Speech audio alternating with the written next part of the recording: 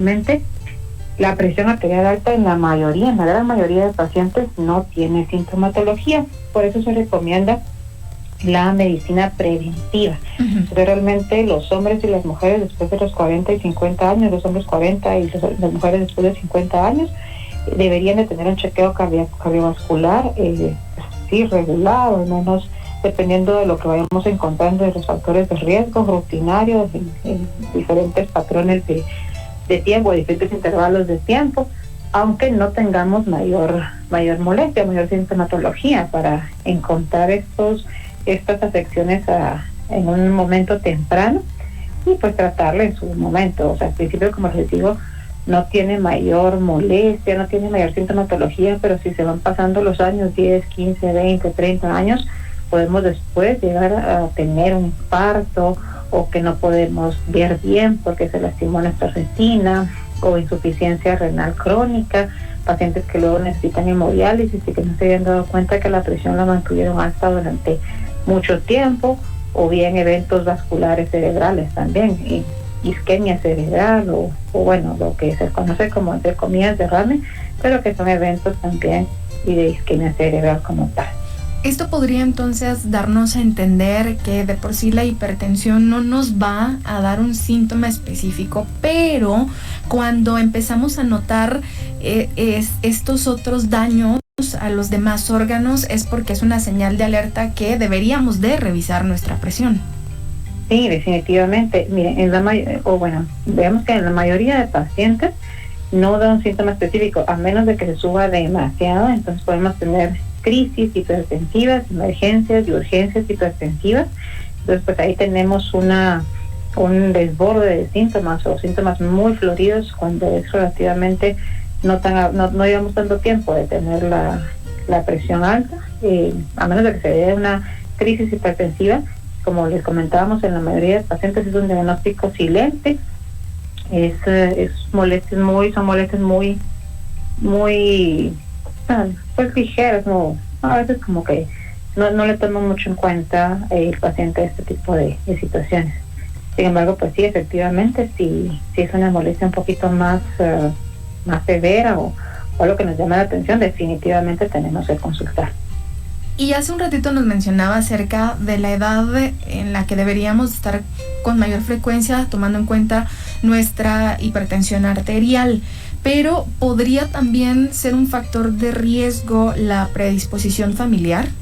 Definitivamente, si tenemos pacientes, si tenemos familiares con enfermedades cardiovasculares, tenemos que tener conciencia de que es probable que nosotros heredemos estas enfermedades. Probablemente pues no, si tenemos un estilo de vida saludable, pues se pueda tardar un poquito más en presentarse o no se presente, pero si aparte de lo genético, de los factores genéticos, tenemos un estilo de vida que no nos lleva a que no sean buenos hábitos de vida, que yo creo que pues todos sabemos que tenemos que hacer ejercicio, que hay que comer sano, que no tenemos mucha ingesta de sal, mucha ingesta de alcohol, muchas grasas saturadas.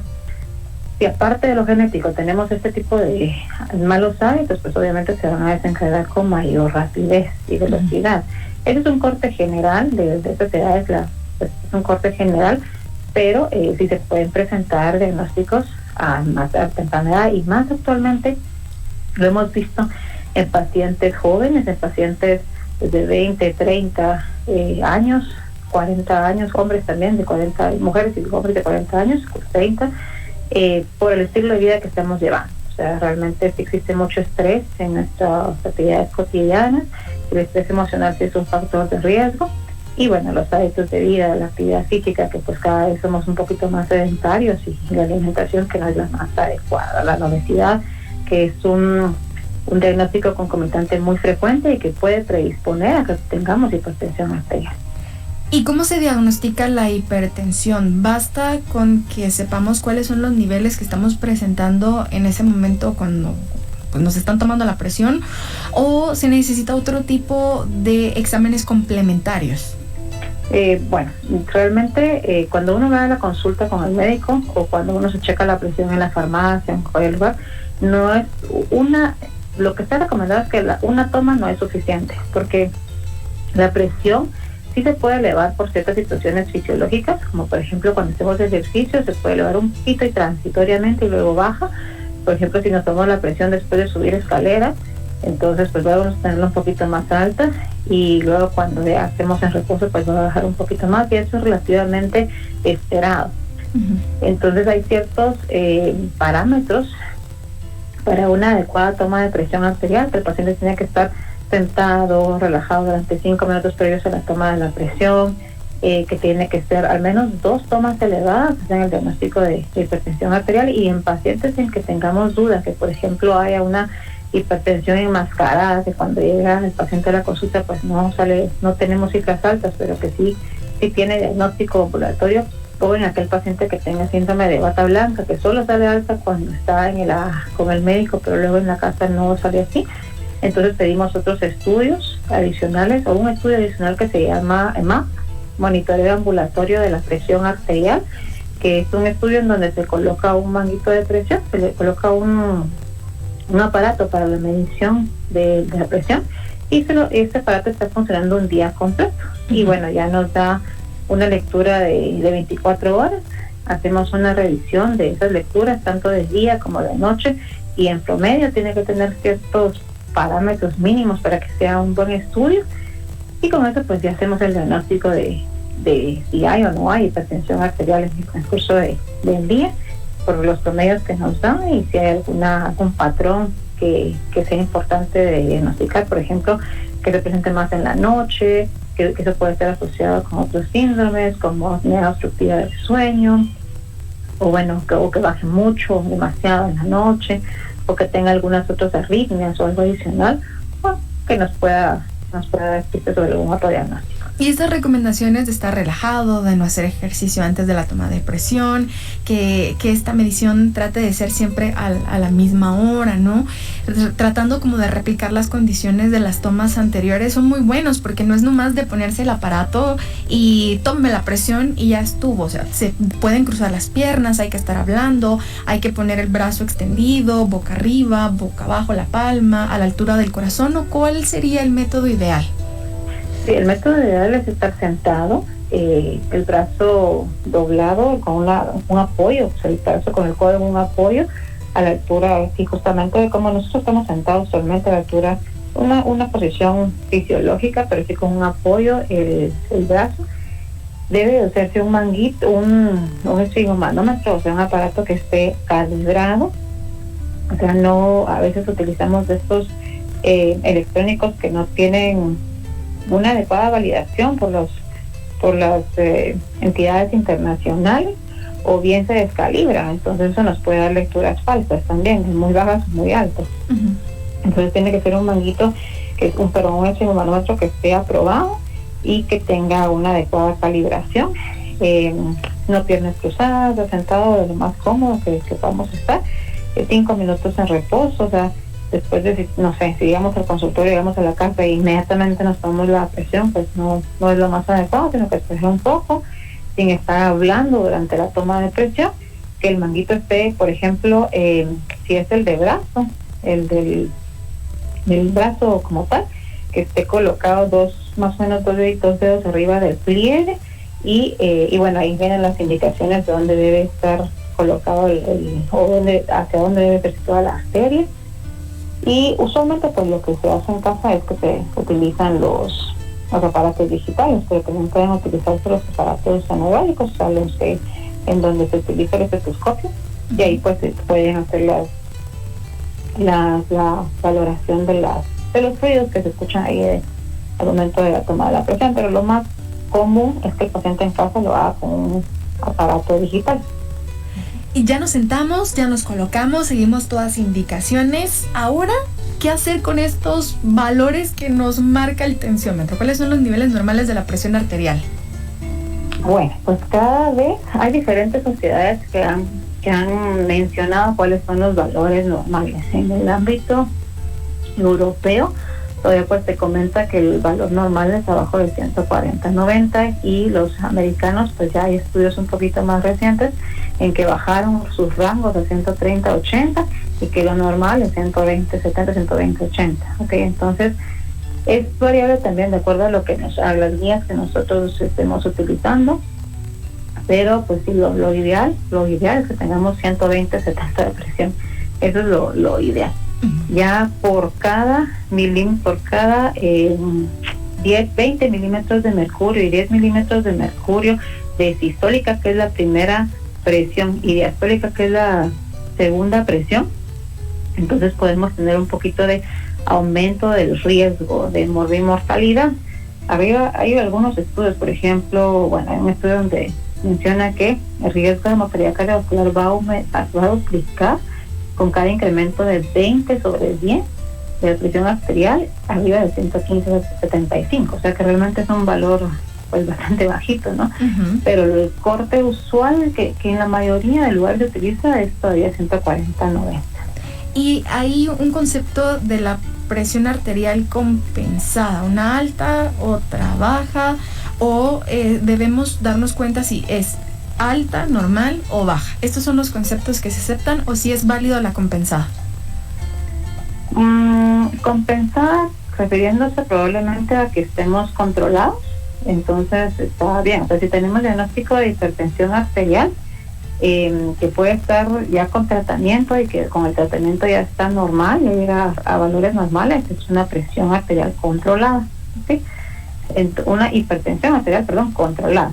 No significa que estamos curados, porque realmente esta enfermedad es difícil que nosotros logremos controlarla solamente, sin toma de medicamentos. Sí podemos hacerlo, pues si por ejemplo hemos tenido nuestro estilo de vida no ha sido el más adecuado y estamos, muy pasaditos de peso, mucha obesidad, consumimos mucho licor, consumimos mucha sal, no hacemos una dieta adecuada, y si compensamos estas situaciones, retomamos un estilo de vida más saludable, muchos pacientes logran disminuir el número de medicamentos o bien bajar mucho la dosis, o en algunas ocasiones pues ya sí quitar el medicamento del todo.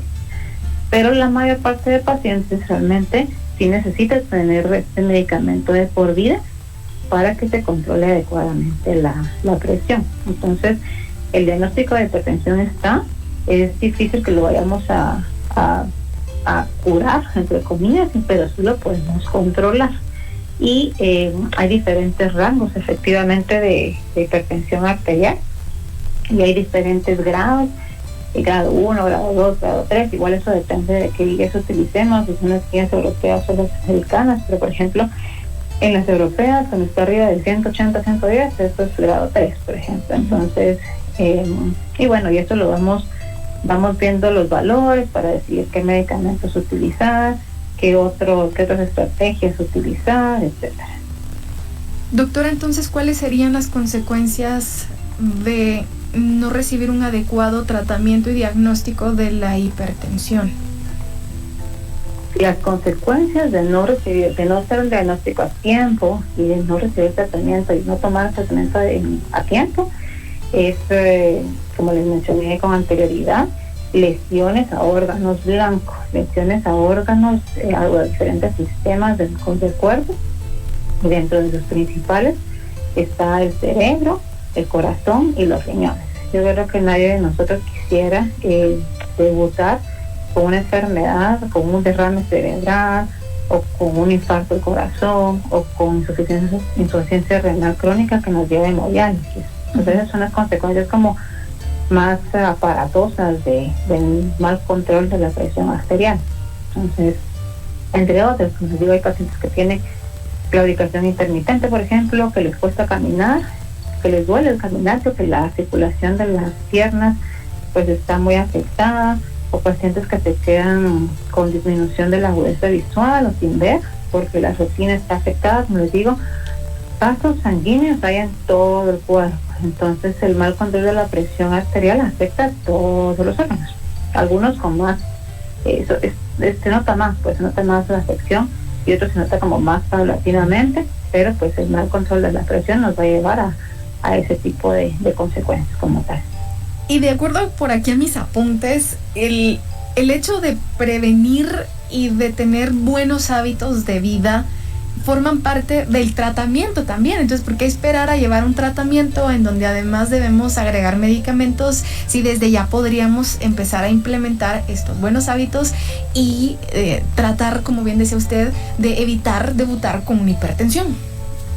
Claro, sí, miren, lo ideal o la meta, no, bueno, de la mayoría de médicos, creo yo, no es dar mucho medicamento, o sea, dar medicamento, finalmente es algo ajeno al cuerpo, pues es una sustancia externa que, como cualquier toma de decisión en medicina, pues tenemos sus efectos beneficiosos y sus efectos adversos también, ¿no?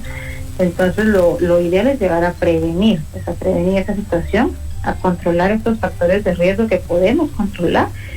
A veces es más difícil controlar esos factores de riesgo que tomarse la pastilla, ¿no? Uh-huh. Pero es algo que nos puede dar muchos beneficios a largo plazo. No solo con hipertensión, la hipertensión es una enfermedad que va de la mano con otras enfermedades hermanas, por decirlo, como la diabetes, el colesterol alto, la dislipidemia. Bueno, y este grupo de enfermedades pues pueden precipitar con más velocidad el que tengamos eventos cardiovasculares, eventos cerebrales, eventos renales mayores, ¿verdad? Entonces, sí, efectivamente la actividad física, hacer ejercicio, una rutina de actividad física moderada, más o menos 30 minutos al día durante 5 días al menos de la semana, una dieta sana, idealmente la dieta DASH es la que se menciona, o la dieta mediterránea. Bueno, yo creo que pues todos más o menos sabemos qué es lo que tenemos y qué es lo que no debemos de comer, pero siempre en muchas ocasiones podemos necesitar la ayuda de nutricionistas que nos ayuden a tener una dieta balanceada. La pérdida de peso, eso nos puede ayudar también a reducir la presión arterial o a que no se eleve, y el consumo de sodio y el consumo moderado de alcohol, o sea, disminuir la cantidad de alcohol lo más posible. Espero que se vuelva tendencia esta búsqueda de la dieta mediterránea, que aparte es bastante fácil de seguir aquí en nuestro país porque tenemos abundancia de verduras, ¿verdad? De frutas. Puede que a veces la cuestión del pescado sea un poquito complicado, pero hay muchas formas de poder ir adaptando esta dieta a nuestra alimentación diaria. Sí, granos enteros, por ejemplo, con mucha fibra, o sea, todo lo que sea integral tiene bastante fibra, hay que tener una cierta cantidad de fibra incluyendo sus alimentos al día, bajo contenido en grasa saturada, en embutidos, por ejemplo, y todo esto no solo nos va a ayudar con la presión, como mencionábamos, pues vienen cosas adicionales, pues vienen beneficios adicionales con llevar un adecuado estilo de vida. Por ejemplo, hay algunos estudios que lo relacionan con disminución de la incidencia de cáncer, por ejemplo, cáncer de colon, al disminuir la ingesta de ciertos alimentos procesados o carnes, y en general de colesterol alto, de si bajamos el consumo de azúcares y carbohidratos, pues de diabetes o de prediabetes, etcétera. Entonces todo está relacionado, el cuerpo es integral, no solo hay un órgano aislado, sino que todos los órganos están relacionados. Doctora, como siempre, muchísimas gracias por habernos acompañado en las entrevistas especializadas. Y antes de despedirnos, ¿cómo la podemos localizar? Ok, pues muchas gracias de nuevo a ustedes por la invitación. Es un gusto para mí estar compartiendo con ustedes los temas de interés. Y pues en la clínica nos pueden localizar en la clínica. El teléfono es 2313-0811, o por medio en internet pueden buscar también ahí mis datos y ahí pueden ubicar dónde está el lugar y la dirección y demás.